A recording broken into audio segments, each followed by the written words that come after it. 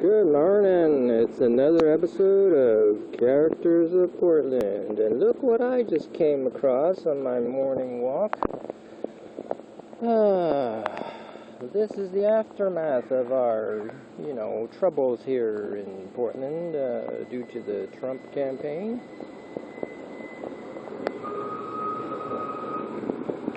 There's our streetcar. Nothing happened to him.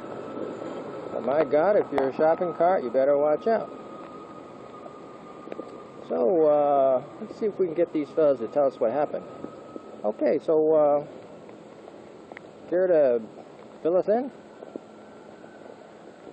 Oh, there we are.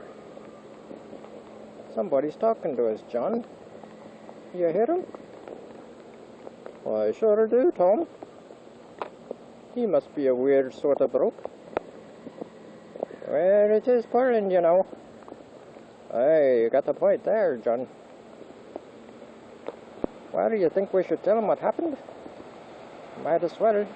He's given us the attention. All right. Well, young fella, this is what happened. We're minding our own business. Several nights ago, on the seat of our carts, because we're waiting for the results of the election, and what happens? Trump wins. Everybody goes crazy. Not us, of course. But hey, that didn't protect us. No. Did it, Tom? No, it didn't, John. Because they set us on fire. Aye. To make a point, they said. Aye, they made the point, all right. Huh. We sure paid more attention to them. Oh, yeah, we did.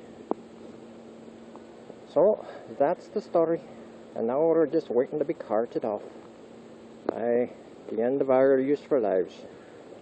But, hey, if it shows people the downside of voting for somebody who just says whatever he wants, whenever he wants, then so be it. Okay, well, thanks for that enlightening explanation of how you got to be in this sorry, sooty state.